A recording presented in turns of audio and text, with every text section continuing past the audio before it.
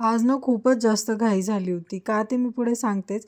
पण मी रात्रीच डाळ, तांदूळ वगैरे सगळं भिजत घातलं होतं आणि छान असे अप्पे बनवण्यासाठी मी मिक्सरमधून काढून अप्पे बनवायला घेतले. इतके छान सोनेरी सोनेरी कलरचे अप्पे बनले आणि त्याचसोबत मी चहासुद्धा बनवून घेतला आणि मस्त असा चहा आणि अप्पे एन्जॉय केला आणि लंचला पण शिवांशला मी तेच दिलं आणि मग अहोंसाठी चटणी आणि अप्पे बनवले आणि ते त्यांना खायला दिले. मग नंतर थोडासा आराम केला, त्याला शिवांशला घेऊन आले शाळेतून आणि मग शिवांशला खाऊ-पिऊ घातलं आणि झोपवायला घेतलं. पण तो इतके नखरे करत होता ना, की झोपतच नव्हता आणि मग मलाच झोप लागून गेली आणि तो काय खेळत बसला होता. मग नंतर संध्याकाळी मी छान अशी मसाला खिचडी बनवली.